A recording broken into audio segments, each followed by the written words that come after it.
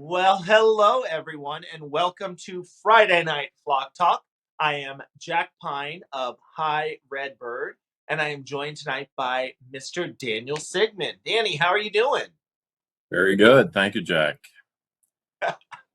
Well, we are very, very excited because tonight we are going to be talking about budgies. You may know them as budgerigars, you may know them as parakeets, but we did want to address their potential as a bird in aviculture, their pet potential. So it should be a whole lot of fun. Danny and I both have very strong opinions about budgies, and we know a lot of people do as well.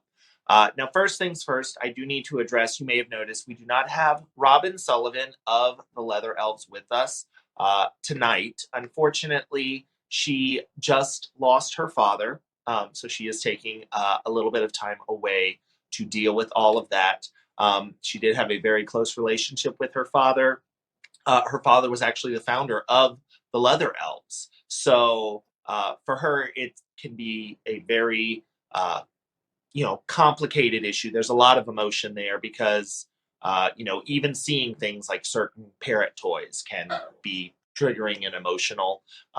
So we definitely wish her, you know we're definitely all thinking about her, and we know that she is keeping up and holding on as best she can. It is just a very, very difficult situation for her. But we did want to let you all know that that's why Robin will not be here this evening, but she should be back soon. Nick, did we have a thing we wanted to share?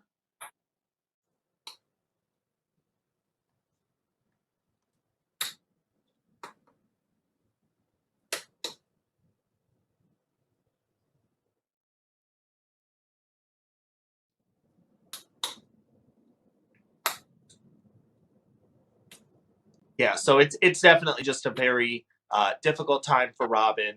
Um, we know she loves being here for our Friday night flock talks. Robin and I talk about them all week long. We're planning for them. We're constantly working on them, figuring out what photos, what video clips, what uh, definitions. Sometimes Robin and I, to break things down to a basic level, have to go down to things like definitions. And we always talk about how the Friday night flock talks are so enjoyable for us. It's almost like a mini vacation every single week because we have such a great audience to interact with. So I know she's definitely missing that this week. Thank you all for keeping her in your thoughts and prayers. And Danny, please know that you have some very big shoes to fill this evening. I've got big feet, so I guess that works. um, Now, before we get started, we do just have a couple of reminders that we wanted to go over. We go over these every single week. First and foremost, don't forget we do these Friday Night Flock Talks every Friday at 7 p.m. Eastern. If you like the Leather Elves page on Facebook, you will get a notification anytime we go live, anytime we do any of these videos. That way you won't miss out. We would love it if people could sign on to the Leather Elves, be a part of the chat, because answering any questions, addressing any observations you guys may have, the interactivity of it makes it so much more exciting. If you have any other questions about any of those things, if you want to share anything, you can also do so on the High Redbird Facebook group. And if you miss any of the videos, we have the High Redbird YouTube channel. All of the videos that we have done are uploaded as part of a playlist. We are at over 40 hours of content up on that playlist. So you can binge watch things about parrots. We cover all sorts of topics such as training, enrichment, general husbandry, conservation. So a lot of different things to take into consideration. We do want to remind you guys that we have Instagram as well. You can follow the Leather Elves and High Redbird on Instagram. We will always share the information about the flock talks as they are coming up, so you know what topics we're going to be addressing. But we also post a lot of fun photos as well. Robin posts a lot of photos of different toys, different animal enrichment. And I post a lot of photos of animals, particularly my animals, particularly baby animals, because I'm competitive and I like more people to like my things than Robin, and everybody loves baby animals, so it works out really, really well. Now, if you are new to parrots, we do want to point out that we have Parrot Academy available. You can go to theleatherelves.net. You can go to theleatherelves.net/macaws or theleatherelves.net/parrot academy, or just scan that QR code that is on your screen. Now, this is an 8-week course that is designed for new bird owners. So we're going to be covering every facet of parrot care that you need to know when getting a bird, things that you need to have set up. The good news is we have already started the course, but all of the classes are recorded and they will be available to watch until the end of the year. So even though we have done 2 courses so far out of the 8-course session, there's still plenty of time to sign up if you guys wanted to do that. So go ahead, you can visit that address on your screen right now. And of course, since we have Danny here today, we are going to have to mention Parrot Festival. Danny, do you want to say anything about Parrot Festival?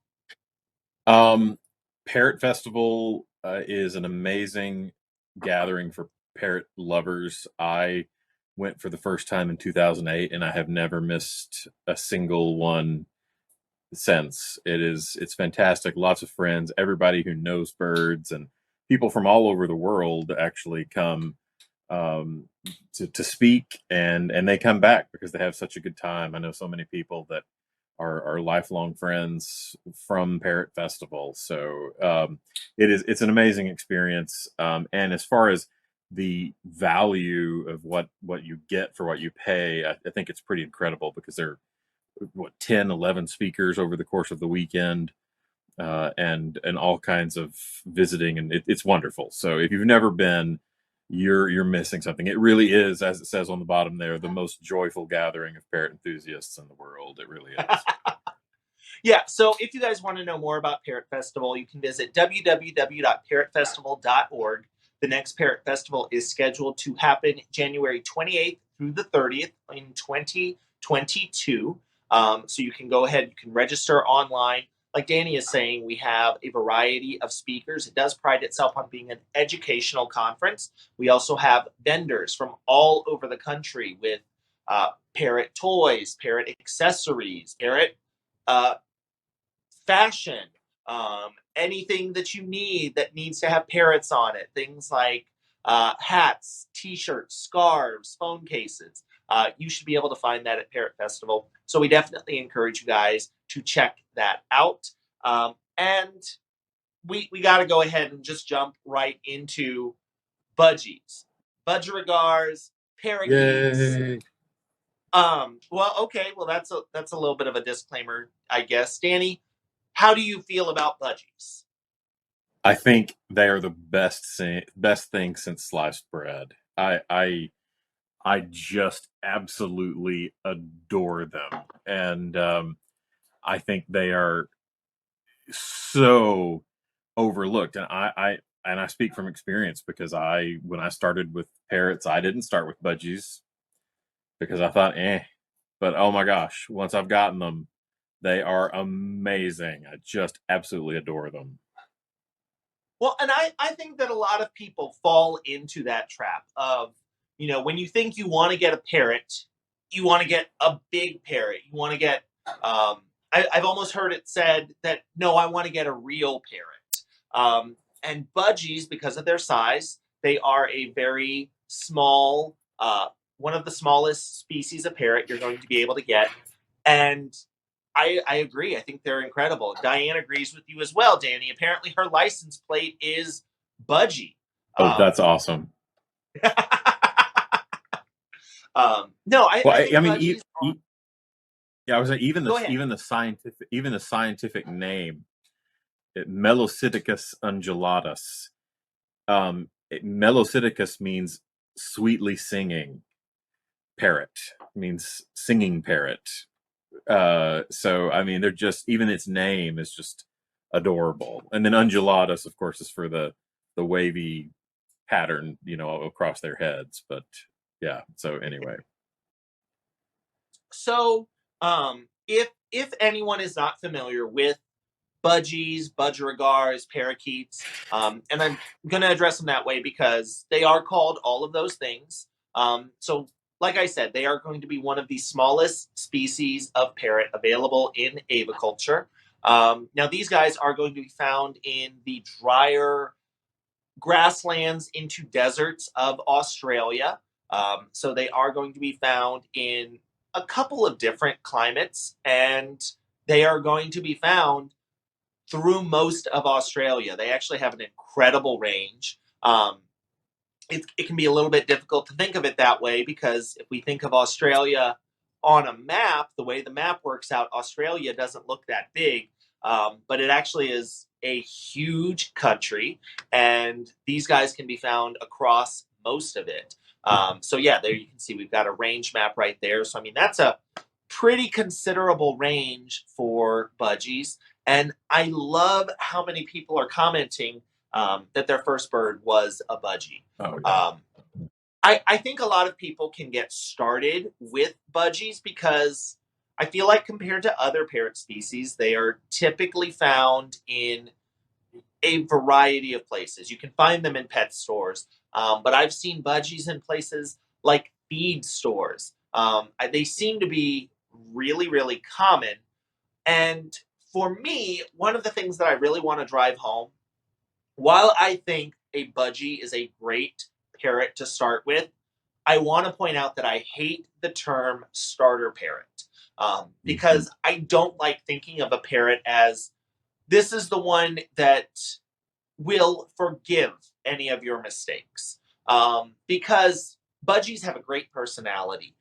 They don't have the same requirements or high end needs that a lot of other parrots are going to need, but they still need to be taken care of appropriately. They need to get an appropriate diet. They need to have an enrichment program. They need to have proper housing. So it might be easier to take care of budgies, but they definitely still need to be taken care of. Danny, what do you think? Yeah, I do.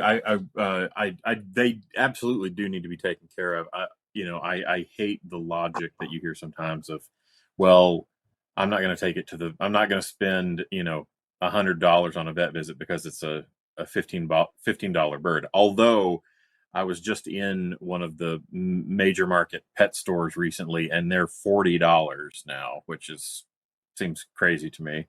But anyway, but I also think it's really interesting the way that people perceive parakeets as this sort of throwaway bird. It's so different than how it used to be, because in the 1920s they were extraordinarily expensive and were very sought after, and it's just that they were so successful in captivity that they breed really well, and so I guess the price came down. But they were the most prized bird to own back in the 20s and 30s. So, but they do need. I like to think of it this way: they're every bit as much parrot as you would get in a macaw, just in a tiny package. Which means they eat less, they poop less. They're easier to clean up after, um, and I think they deserve a massive second look. So much so that we at Parrot Festival a few years ago, that was actually Parrot Festival is known for featuring the big parrots. We actually did budgies as the theme bird that year because they do need a re-examination. Well, and I think, a lot of smaller parrot species, as we are getting more people that live in apartments, as we get people who maybe don't have the ability to take care of something like a macaw or a large cockatoo, I think that a lot of smaller parrot species are getting better attention, better publicity.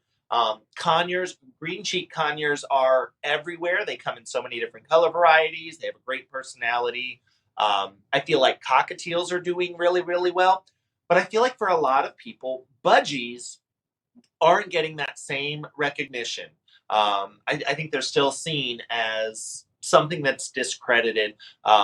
I actually have a walkthrough aviary at work with budgies, and I am surprised at how many people don't realize that they are a species of parrot. Yeah. Most people think of them as maybe they're a finch or they're just some other small bird. but they don't think of it as a parrot. Well, and here, Danny, I'll go ahead. I was waiting. I thought you were going to go there. I'll feed it to you. Well, if budgies were so popular in the 1920s, did that have an impact on anything? In I don't know if it had an impact on anything. I mean, if you're trying to suss the Carolina parakeet out for me, it was dead already by the 20s. It was gone. Incas was the last one died in Cincinnati Zoo in 1916. So, well, at least the last one in captivity. But is that what you were trying to suss out of me? Was the Yeah, I Carolina was trying to parakeet? get you there for you. Yes. So budgies, but and budgies, they were actually introduced not by accident. They were actually introduced in Florida. I believe in the 20s. It might have been a little bit later, to sort of in that same kind of vein of like, we need starlings in New York City. Well, we need pretty budgies in Florida. And actually, they're not. They were established for a long time, but actually, U.S. Fish and Wildlife just considers them unestablished at this point. They're nearly gone. And actually, it wasn't native. It wasn't native birds that outcompeted them. It was house sparrows. So, so they didn't. They weren't a good substitute for the Carolina conure either. So.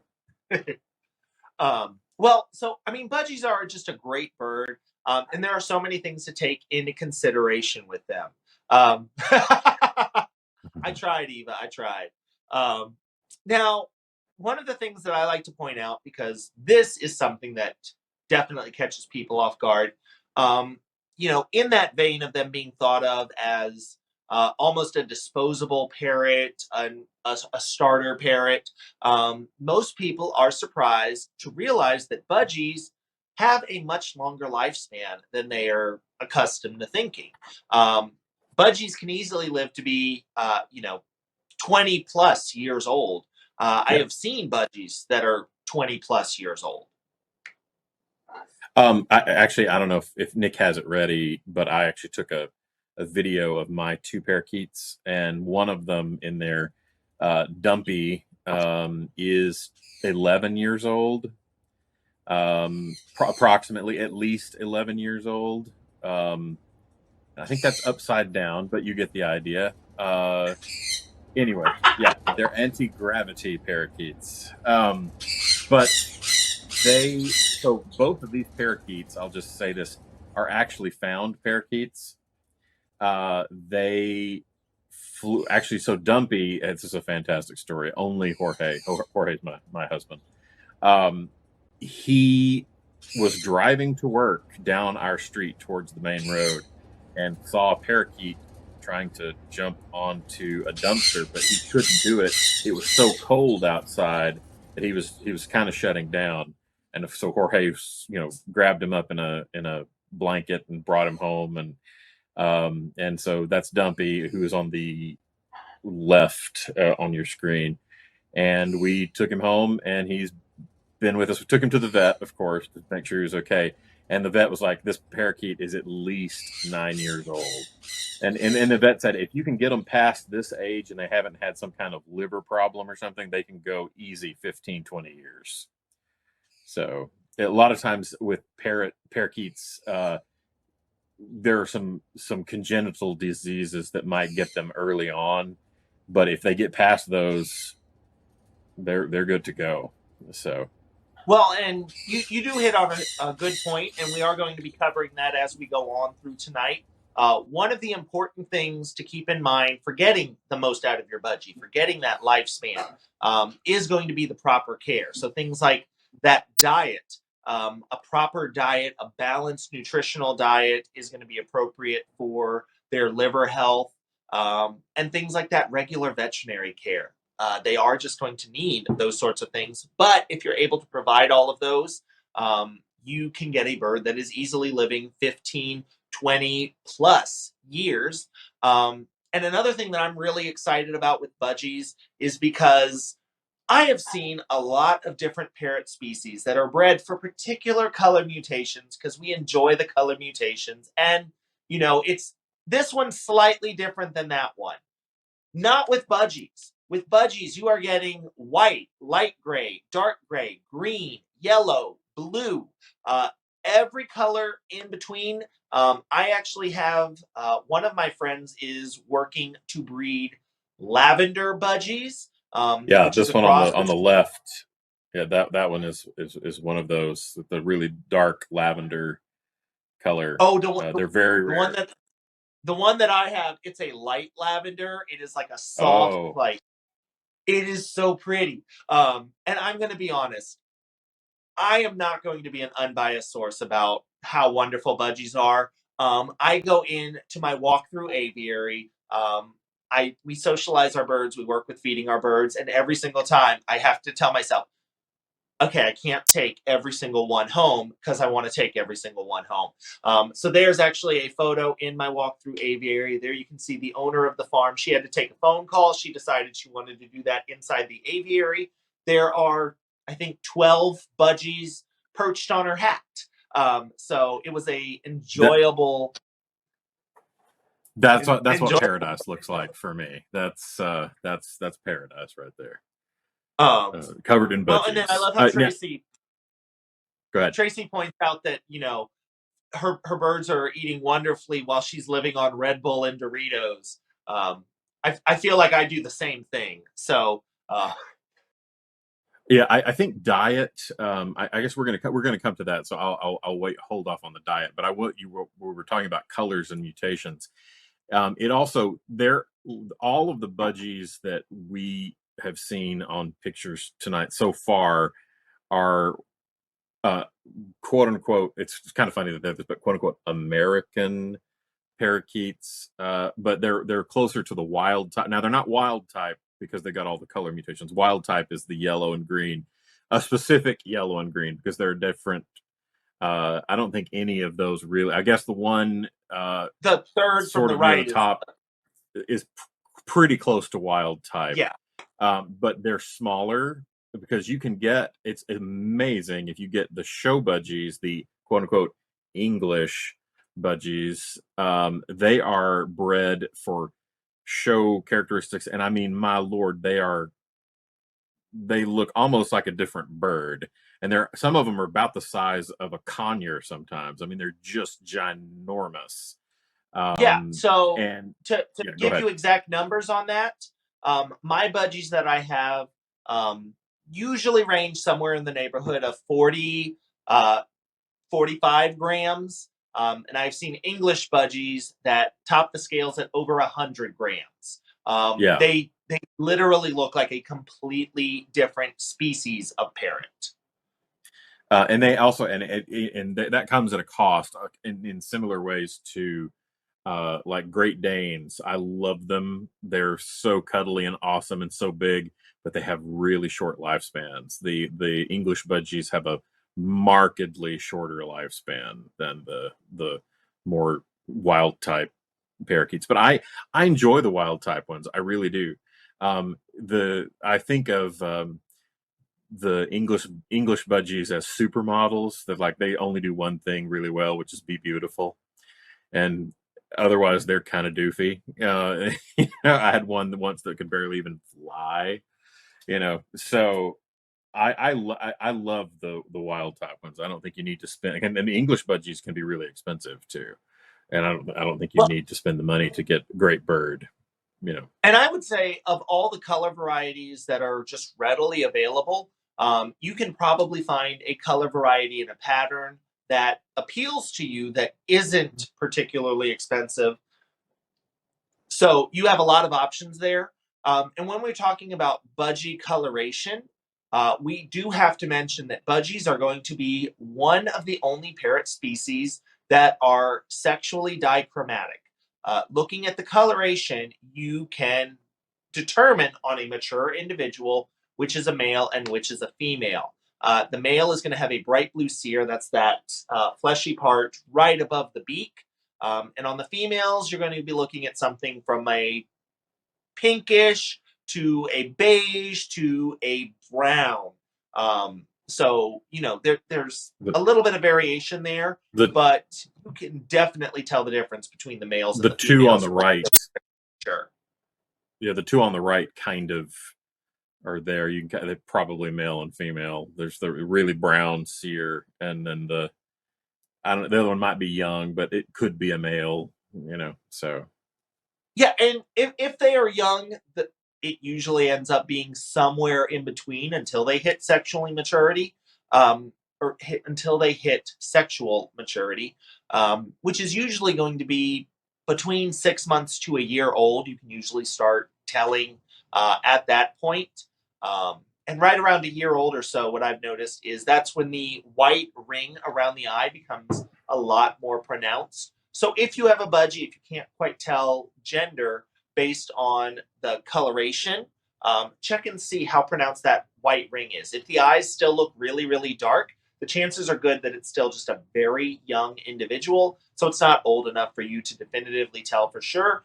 But whatever coloration you pick, whether you pick a boy or a girl, I think Danny and I both agree that budgies make great pets.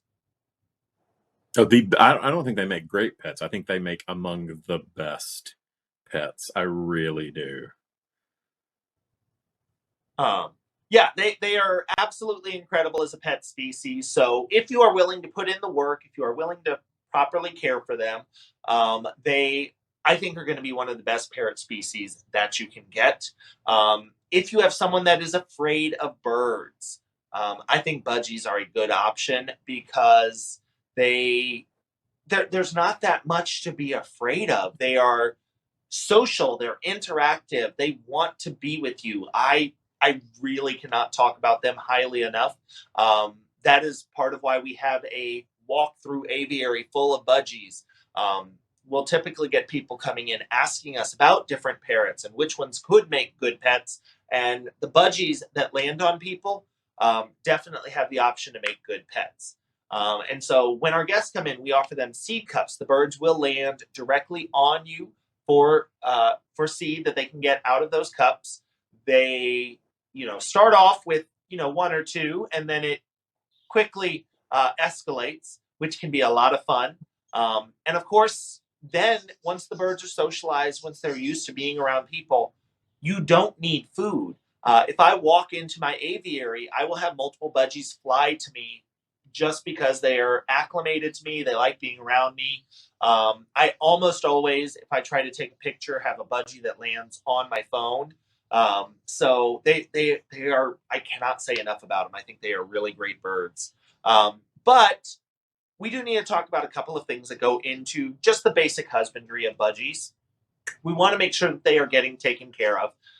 Now I have a very large 1,000 square foot walk-through aviary that I can provide for my budgies. But I know most people probably aren't going to be having that sort of spare enclosure lying around. The good news about budgies is they don't have a lot of the same requirements as bigger parrot species. You want to make sure that your budgies, of course, have enough room to move around, to utilize their space, to get their exercise, but you don't have to have those same concerns about the budgies being able to completely dismantle a cage like you do with things like macaws and cockatoos. You have a lot more wiggle room there, which means that you are going to be able to utilize a smaller enclosure, typically a far more cost-effective enclosure. You do just want to make sure that whatever your enclosure is, the material that it is made out of is going to be safe for your budgies. I just it's funny you say that because I just a few minutes ago I was in one of the forums and somebody posted a video of like, oh, what how do I do? I noticed my parakeet keeps getting out. What should I do? And she got a video of the bird like squeezing through the bars because she had her parakeet in a like a macaw cage. So it was just like squeezing right through the bars. It's like bar spacing, new cage. But I think and I don't know how to solve this. Unfortunately, you hear these kind of stories with budgies because they are so often the first bird that people get, and it's the bird that they make their mistakes with. They learn a lot of their lessons with them. So I guess it's a it's a public service that they provide to the avicultural world at their own cost. But um, yeah, I think it would be great if there was a way for people to be a little more versed before they got them in exactly how they should be housing and feeding their birds and whatnot. Right. And I think, you can definitely look up information on any of the parrot species we find online. Ask for help if you don't know what size caging it needs. If you don't know what the bar spacing should be, if you don't know if the cage is appropriate for your particular bird. That's part of why the High Redbird group exists on Facebook. If you have any questions like that, if you have photos of things that you think are concerning, go ahead, post them up there, and you can get a lot of feedback, usually almost instantly. So that can be a great source of information. But with any animal species, and budgies definitely fall into this, you do just want to make sure that you're doing your research before you get that animal. That can do a ton of service for you. Now, Eva, you're jumping ahead. um, Another thing we need to talk about with basic husbandry is just diet. Um, Hmm. Now, budgies are going to be a little bit different than some other parrot species. Obviously, we think of things like macaws. They have that giant beak designed to break into nuts. Budgies aren't designed to break into nuts. Budgies are a grassland species designed for eating a lot of small grass seeds. So they do have a little bit of difference in diet just in terms of the size of what they can get. There you go. You can see that budgie right there. It looks like that budgie's getting a little bit of millet and some other things. Um, Seed is definitely a really important component of your budgie's diet. But a couple of things you want to keep in mind. You want to make sure that you are feeding a high quality seed mix when you are giving things to your birds. If seed isn't stored appropriately, you run the risk of things like bacterial infections, fungal infections. All of that could potentially make your birds sick. So make sure that you are feeding out a quality seed, but also, just like any other parrot, there is not one thing that can make up the entirety of their diet. Budgies are going to benefit from having different types of chopped produce, different fresh food that they can forage through, a balanced, nutritionally balanced, complete pelleted diet. All of those things are going to be beneficial for your budgies. Yeah, and you can. There are lots of ways that you can mix things up for them. You can mix in a little bit of pellet in their seed. You can mix up there. You can get dry greens and things like that that come in mixes that you can put in their seed to give them variety. You can also give them little bits of fruit. They'll go after them. One of our favorite things to do is when you make something with bell peppers. You've got the the embryo or whatever with all the seeds on it that you pull out. We just pull out the whole thing and put it in the budgie cage, and so they get a little bit of pepper and they eat the pepper seeds and they all have fun throwing it around. And there are a lot of ways you can do that with their food, and because a lot of times, especially with budgies, they are so ubiquitous that like you can get parakeet food at your grocery store. I mean, they even keep it in like the little pet aisle at your grocery store. But a lot of times it's just seed. And I think there's an education has come a long way, because I know when I had my first budgie, I was about 2 years old, 2.5. And back then they treated budgies the same way. Avian husbandry was just based off of galliforms, chickens and whatnot. So they had, um, Grit. they would put like grit in the cage and sandpaper perches, and you had all these birds dying from impacted crops and stuff because they don't need grit because they break their seeds open. Galliforms don't; they swallow it whole. So but so husbandry has come so far But in some of these places, oh yeah, parakeet seed. It's just you just use that, you feed that to your birds, and you just don't. Uh, Again, it's so easy to find that sometimes it's not the best thing, and so but you can take some of that cheap seed and maybe make it into something better by adding stuff to it, and if you're in a pinch or whatever, but you have to be a little bit creative. But take as much joy in feeding them as you would your macaw. People, chop has been a thing for the last few years, and people going and making all of these elaborate chops. You last night on the Parrot Academy session, you had a picture of one of your chops, which looks delicious. I would eat it. And you can give that to your parakeets too, and they might eat some. They might also roll around in it because they're desert species. They're not used to a lot of standing water, so a lot of times when they get their bath, it's on dew and stuff. So yeah, Well, diet's and so important. you can do, in terms of diet, if you want to make your produce a little more accessible to your budgie, we just got to remember that they are very small. I like to utilize a shredding blade on a food processor. I can do things like carrots, beets, things that would be a little bit harder for the birds to get to on their own, to break up on their own. And instead, I can provide that in a way that is an appropriate size for budgies. Now, Danny pointed out a really good thing, something to keep in mind, because this will come up later. Budgies, they crack open those seeds. They get the inside of the seed. That's going to be where all the nutrition is. That means they leave the husk of the seed, and that's going to possibly leave a lot of mess.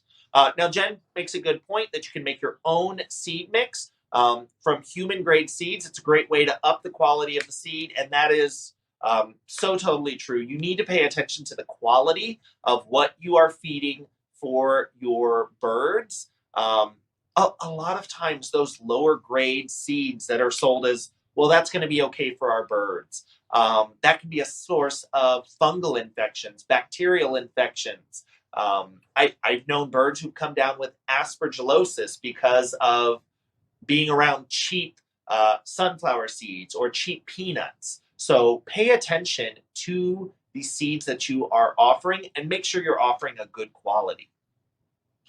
Um, uh, Nick, if you could put that graphic back up just a second ago that you had with Jack's green cheek and the chop. This is an opportunity to clear up one of the great misconceptions of all of the universe as far as budgerigars go. So, all budgies are parakeets, but not all parakeets are budgies. A parakeet is simply a medium to small parrot with a long, sharp tail. That is a parakeet. So indeed, that is a green cheek parakeet in that picture there. Or my son Conyer is also called the sun parakeet. It is indeed a parakeet. Budgies are parakeets, but if you want to be specific, it's a budgie. Yeah. Budgerigar. So yeah, and that's why we've been using all of those names in America. They're typically just referred to as parakeets, but yeah, we have the Carolina parakeet right over Carolina there. parakeet. Yep. We have things like Quaker parrots are also known as monk parakeets. So all budgies are technically parakeets, but not all parakeets are technically budgies. Yeah, so Janice pointed out the Quaker parakeet. So when it comes to diet, the good news is your budgie is a really small bird. So, Janice points out that she doesn't feed peanuts to any of her birds. You know, and if that is the choice that you make for your birds, if you want to eliminate certain food items because it's not worth the risk, it's not worth the potential health hazards, that is definitely your choice to make. If anybody does want to feed those items, just please make sure that you're feeding out the higher quality items that are you're going to run into fewer complications down the road. With budgies, I think it's really important to recognize that they are such a small parent. So that means your ability to give them things like human food is going to be greatly diminished because they are a small parent. to give you guys an example, I know people who will give their macaws a French fry, and I'm sitting here thinking, well, that's not the greatest thing to give your bird, but it's not necessary. It's not going to kill it this second. Maybe that's not something you want to do regularly, but your bird is not in immediate physical danger. If you give a budgie a French fry, you have just given that bird half of its weight in fried potato, which for some of us, maybe that's how you want to go. But there's definitely a greater health risk of feeding human food, feeding things that are not safe to your birds when it comes to feeding a much smaller bird like that. So just pay attention to that and keep that in mind.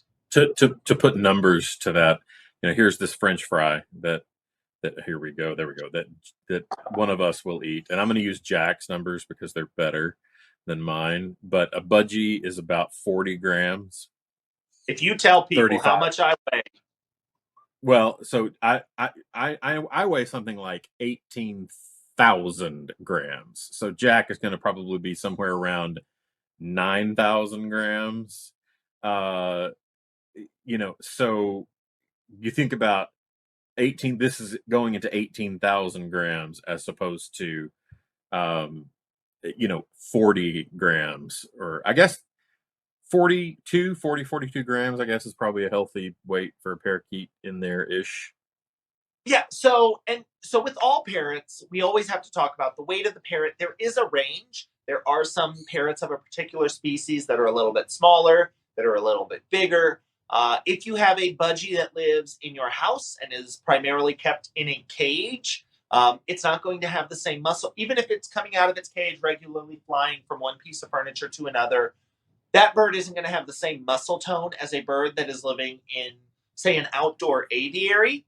And the birds that live in the outdoor aviary aren't going to have the same muscle tone as wild birds. So there's definitely ways that you can keep all of those birds healthy, but they are not going to have the same weight. They're not going to have the same goal weight. So that's actually a really good segue, Danny, because how do we make sure that our birds are the appropriate weight?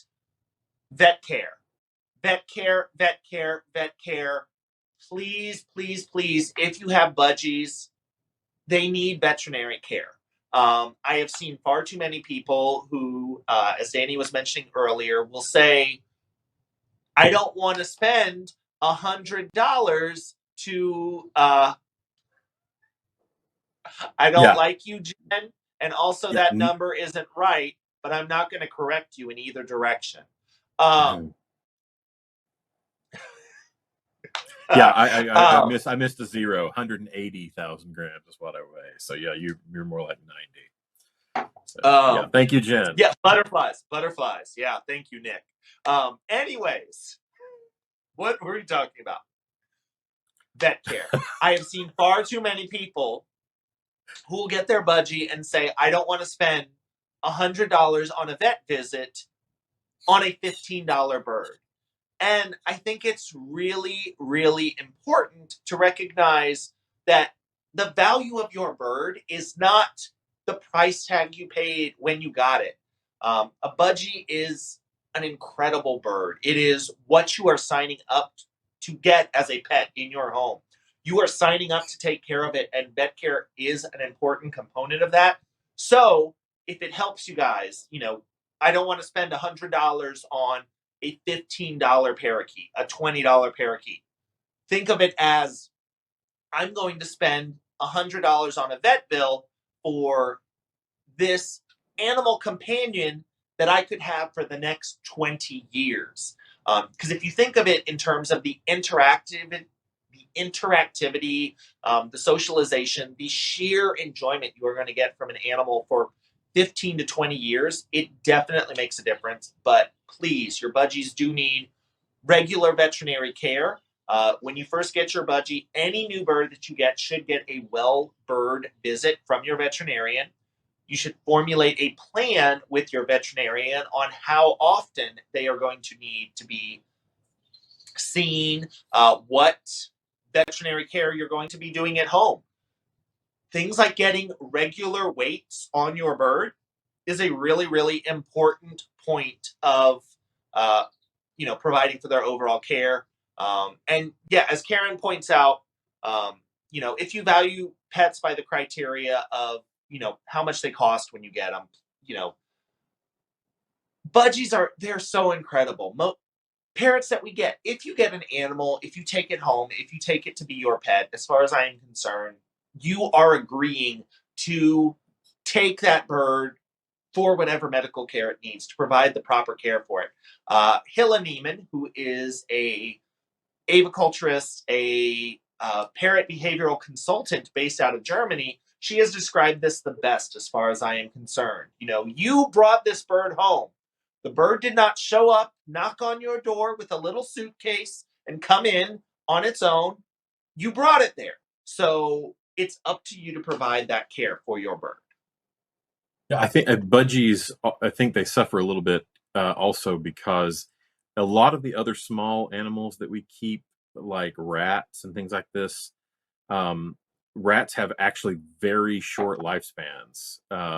Senescence begins very early. They live like 3 years at the most, whereas budgies easily can live 10 years without even a thought, can live 10 years if they're well taken care of. A lot of times they don't because they're not. And I see sometimes on these forums in different places where people will, like, oh, what's wrong? Please somebody tell me what medicine I can give my bird. It's sick or whatever. And they just need to go to the vet. These poor birds it's like they're looking for these home remedies or cheap solutions. I know when I've taken my parakeets, my budgies, to the vet, I wish I could show you the picture, a picture of their face.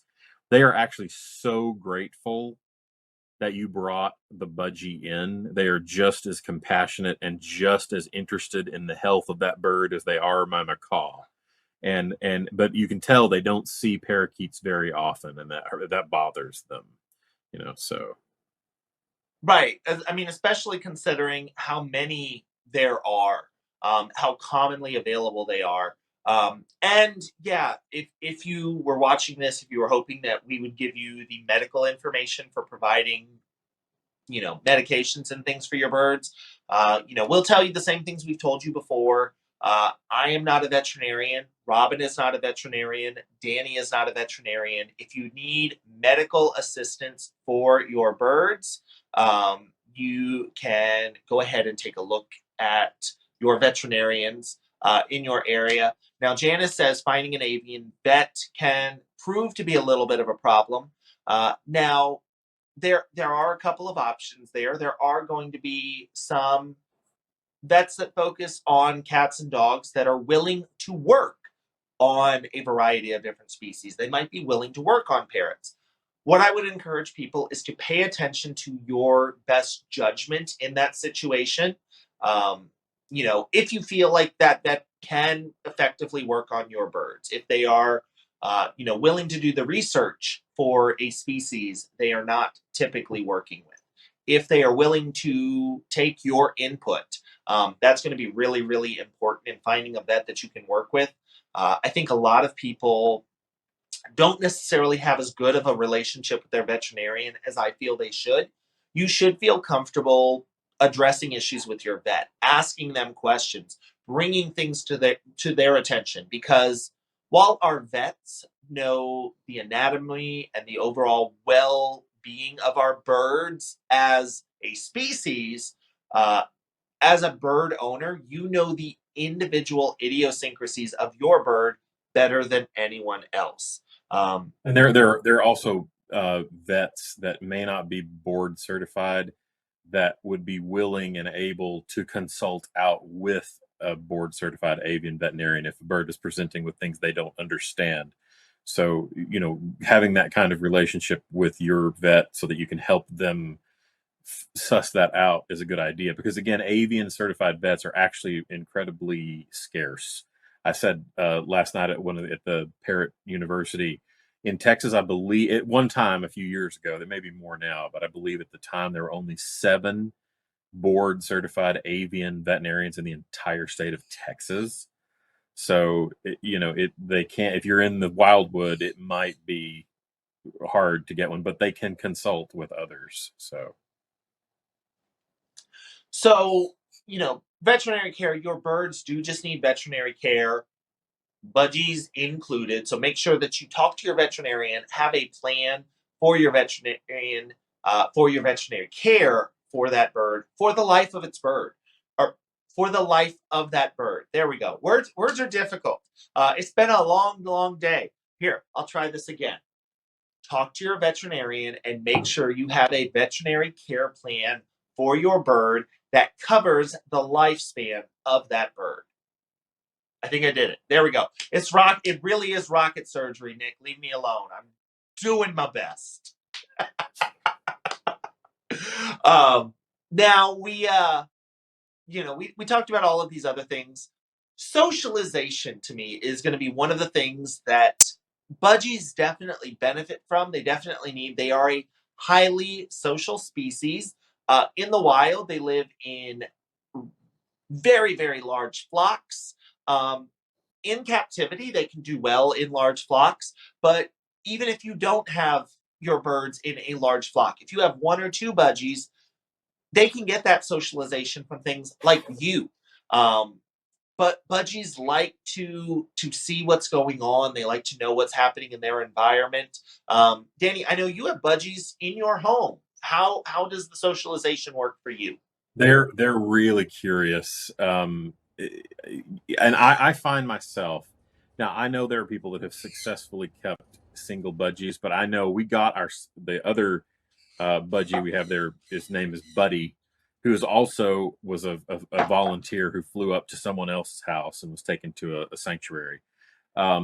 We got him because our other bird just didn't seem to be thriving by himself. Um, so I like to keep them at least with at least a buddy or something. But they're also, you hear you hear in the ether out there that oh well, if you get 2 birds, they'll only be into them and not you. As far as budgies are concerned, that's bullcorn. I mean, those budgies are curious, and if you want to get them around you, you just hold a seed cup in your hand. They'll get over it real fast, and they'll come and they'll find you, and then they're really curious and gregarious. Yeah, like the picture right there. They have such a joie de vivre that is so enchanting.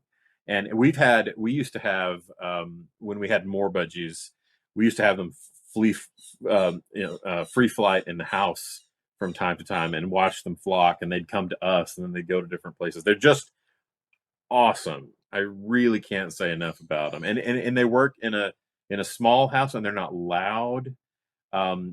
Even when because our macaw socializes with us too, and sometimes that sounds like a jet airplane. Exactly. There you go. Thank you, Nick. Whereas the parakeets just do their little chirpy, chirpy, chirpy, chirpy thing, and they're fantastic. So yeah, so I would not be worried about keeping multiple budgies because they won't interact with you. They will. They're just so, like, they don't understand that they are tiny birds. They're like, oh hey, let's look at this thing. So they're neat. Yeah, I think that. So I mean, that there's just a quick overview of basic husbandry. Now we definitely need to move on to enrichment, because enrichment, as far as I am concerned, needs to be a part of the basic husbandry of any of your parrots. We know that parrots are all smart enough; they benefit from having that mental, that physical stimulation that comes from enrichment.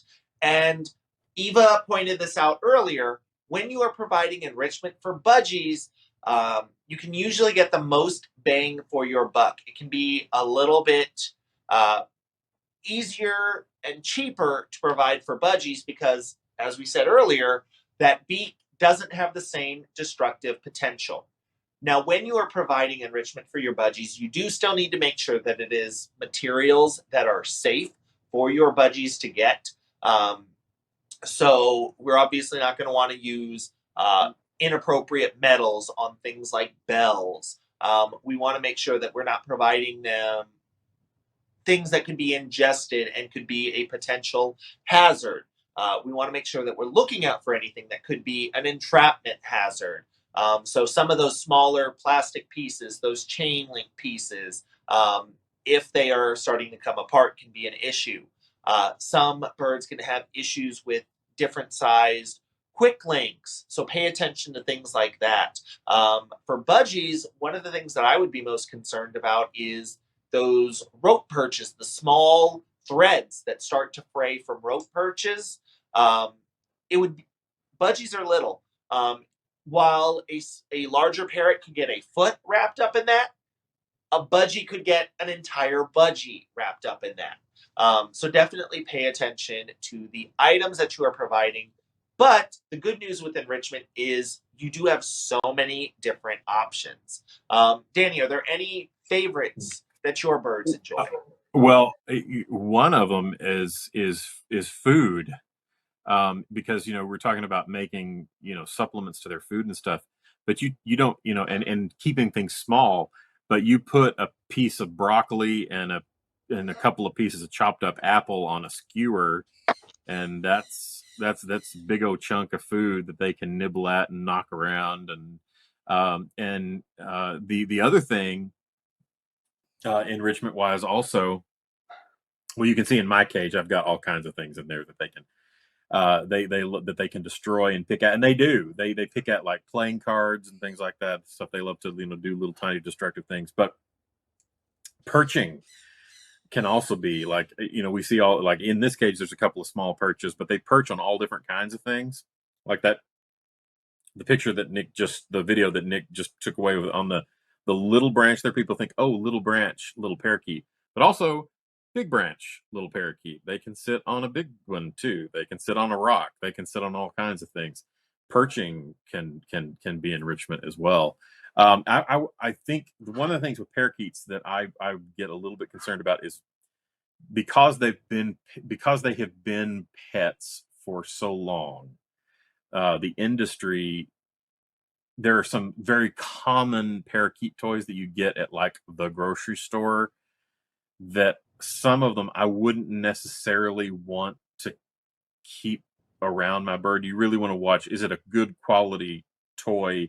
Is it going to be something that they can get hurt with? Because some of them are kind of and they come from the days before we knew this stuff. They're toys that have been traditionally kept in bird cages for 30, 40, 50 years. And again, we have learned tons since that time. And so just be careful about that. I think one of sometimes you can get in trouble with the mirrors, because they can get fixated on themselves, trying to buddy up with themselves, and it can turn into sort of destructive stuff and things like that. But that was very common. Oh, you've got to have a mirror because the bird just loves the mirror. But the bird was thinking, ooh, look, I want to, you're my boyfriend, you're my girlfriend, So Well, and so Robin and I have actually talked about that before. So because that is one of the things that we've seen, that people are concerned about mirrors as oh, that's going to cause hormonal behavior in your bird. It's going to cause them to look like they're breeding. And Robin and I, we haven't seen that with parrots, that it causes that degree of trying to impress your mate. But as we always say, pay attention to your individual bird. Yep. Make sure you're observing observe, them. If there's anything you think is problematic, don't provide that to your bird. If your bird has individual things that it cannot have, even if, I don't care if the bird down the street gets that toy. If that toy is not safe for my bird to get, my bird's not getting that toy. And you can call me a mean mommy, and I don't really care, because my budgie's going to hit that 15 to 20 year lifespan. So Yeah. always use your best judgment. And if there's something you're concerned about, if there's something that you think, oh, maybe this isn't going to be safe, or I have reservations about using that, there's nothing that says you have to. And there are a ton of other options for providing safe and quality enrichment for your birds. Yeah, just use your. I think again, it goes back to observe, observe, observe. And it's just that when you go to these places, not play, but like if you go to the grocery store, just because it says parakeet toy doesn't mean it's necessarily a good parakeet toy. You have to know your bird and use your own judgment, but just don't take the packaging as gospel, right? So. Right. Like, I mean, you can go to the dollar store and you can usually find things that are made as bird toys, dog toys, cat toys. And the question is the quality and the materials of that product going to be something that make it safe for my animal? And that's definitely a question that you have to ask yourself whenever providing anything for your bird. But I think with budgies, you do have a lot of options. As Danny was saying, with things like perching, you have the ability to provide so many different perching options. In my walkthrough aviary, I have trees. So the budgies are going to be landing on all different sizes of perches. They are going to be landing on the 1-inch aluminum tubing that we have around that as a barrier fence so that people can't go in directly on the trees. They will be walking directly on the boardwalk, so a large flat surface. Budgies walk on that. They walk around on the ground. So providing that variety of different sizes and shapes. Thank you for that insight, Tracy. That's all right. So as Lori, butterflies. So as Lori points out, always know where it's made, how it's made, and what it's made out of. Always use your best judgment for your birds. If you're concerned about it, you don't have to use it. But there are so many things you can provide your birds. In terms of things that the budgies cannot have, I would say one thing you want to pay attention to is just when using dietary enrichment, when using food items as a source of enrichment, you do just have to pay attention to that small size of the budgie, because a couple of extra seeds for a budgie is a much bigger difference than a couple of extra seeds for a macaw or a cockatoo. So, Danny, was there Also, anything else? yeah, I was just saying that budgies, as if you go out to Blessington Farms, where Jack has his aviary out there, you'll see a very natural parakeet behavior. Remember, parakeets are desert birds, not a lot of trees. They're ground foragers, and they're on the ground a lot, and they're picking around in the dirt and stuff. And I believe that Robin, for a while, and maybe she still does, actually sold a toy that was a foraging toy that was exactly that purpose. It was like a little bit of artificial turf that you could put seeds in so that the parakeets could go down and pick in there. And that's fantastic enrichment, fantastic way to feed. And it's very much a natural behavior for your bird. Like some other parrots, like macaws or caiques or whatever, things that are more tree birds, wouldn't necessarily go to the ground as much. But parakeets, they're on the ground all the time. So Yeah, and so Robin's actually done a ton of research on the various types of artificial turf that are available, the chemicals that go into them. So if you guys had any questions in providing something like that, that is a great enrichment opportunity for your birds. You could go ahead, you could post a question on the Leather Elves page, because they did include that as part of the great foraging experiment that they had going on. So you can visit the Leather Elves page on Facebook. You can ask about that. And Robin's going to have a ton of insight on that as well. Because, yeah, even little things like budgies. Again, the big point we want to drive home, they are still parrots. So they do still need that proper veterinary care, that proper diet, and that approach to enrichment. And we had someone point out earlier that watching a flock of budgies is one of the most entertaining things there is. And I completely agree. Okay, so Eva said that watching a flock of budgies can be as entertaining as watching a soap opera. And that is completely accurate.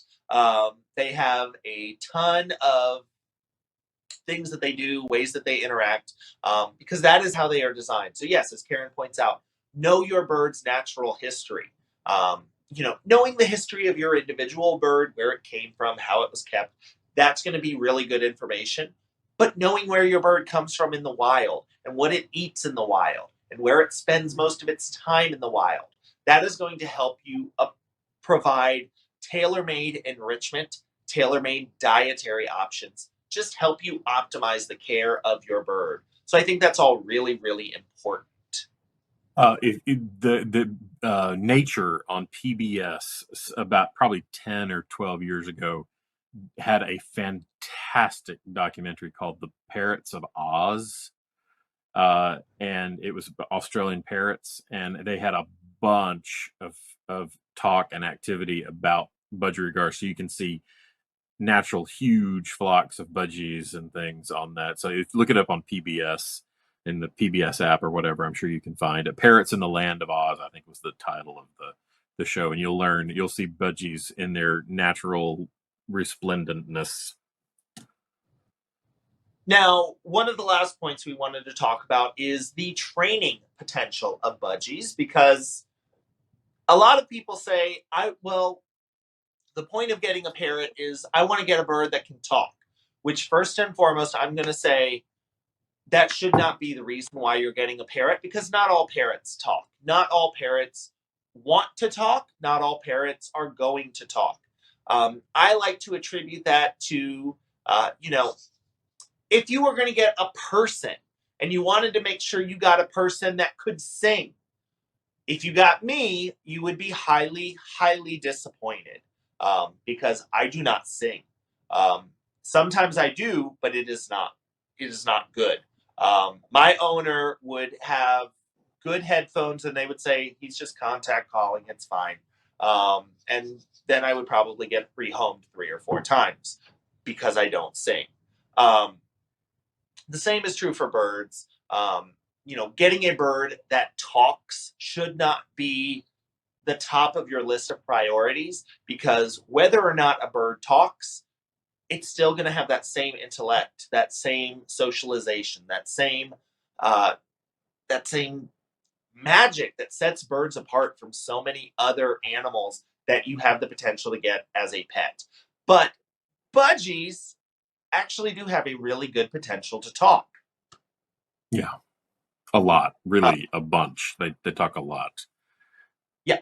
And so budgies are good mimics. They will mimic words, they will mimic sounds, they can mimic chirps and whistles, but they can learn to do a wide variety of different words. It's very, very nice. Well, and so all of those vocalizations are great, but you could also see they're very athletic. You're seeing things like those flips. So with budgies, you can even train them to do certain behaviors like target training, A to B flying, station training, getting your birds to do things like somersaults, getting them to do flips.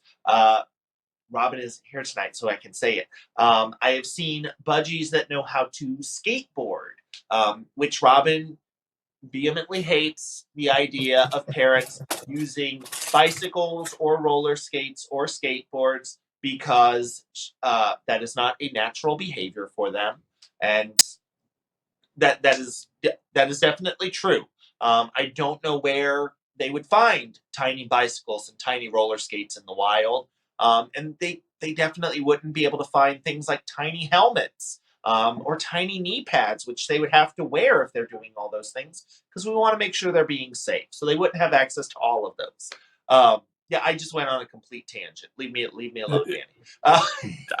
I didn't criticize you at all. I was going to say, though, one of the really interesting bits about them talking, about them, I guess if we want to be uber careful imitating sound, is that they have given us an interesting insight into the way that humans learn to speak, because one of the interesting commonalities between parrots and humans, who are separated by a very wide space on the tree of life, is that we're both oral learners. We both learn by hearing, and this seems to explain some reason why they're able to do this, because sound is important as a communication device between the parents and the chicks when they are even before they're even that we have recordings of parrots of different types actually vocalizing to their eggs before the eggs are hatched, and the chicks inside the egg actually respond to those sounds. So they're, from a very early age, they are geared to learn from hearing. So yeah. So we've covered the things that they need. We've covered the things that you can do with them, which I think is considerably more than most people would be willing to bet on for budgies. But I think at the end of the day, they are absolutely amazing birds. They, you know, are social, they're interactive, they're intelligent. They can learn so many different things. They can interact with you in so many different ways. They come in so many different colors. They're I really cannot speak highly enough about budgies. I the video that was just up a few minutes ago is very demonstrative of, when the Disco's owner was basically like right up in his face, and Disco was loving it. He was ready to be right there, right with her. And that's what I have always experienced with budgies, is that they want to be included. And now again, if you don't have a hand tame budgie, it may take you time for that trust level to build up. But once they're sold on you, they are all about it. They are just fantastic companion parrots, and I hope that we see a bunch more as pets, as really valued pets. If I had started with budgies, I don't know if I would have ever left. They're just extraordinary, amazing creatures. And then the talking too. Not all of them will talk, and that's okay. I have a Pacific parrotlet, which, see, not parakeet. It's a parrotlet. It's a small bird, but it has a short tail, so it's a parrotlet. But when I was in the process of getting her from the breeder, I messaged her and said, "Oh, all I have is a female. Do you still want it?" Because the females in parrotlets they're not known for vocalizing very much at all. And I was like, "Of course I want it. Why would I not?" And she's my sugar burger. I love that little bird, and she just makes little tweets every once in a while. She doesn't talk, but she's marvelous. So whether your budgie talks or not, they're super awesome. I just love them. Yeah, so they're all around excellent birds. I know a lot of people who have had big parrots who then get budgies and realize how many of the traits of the big parrots that they enjoy they still find in budgies. They I really cannot say enough about them. So if you've been considering maybe getting a budgie as a pet, if you've done your research, if you are willing to provide that care that they need, things like that necessary veterinary care, the proper housing, the proper enrichment. You can work with them, you can train them, you can get them to interact with you in so many different ways. But I think all around they are absolutely incredible. So I certainly hope that we have been able to uh, at least drive home our passion for budgies, especially. Danny and I both absolutely love parrots, but budgies hold a special place in the hearts of both of us because I think they're absolutely incredible. So, Danny, thank you so much for being here tonight to help us talk about budgies. Oh, that's you didn't have to twist my arm. I'll talk about budgies and Carolina parakeets all day long.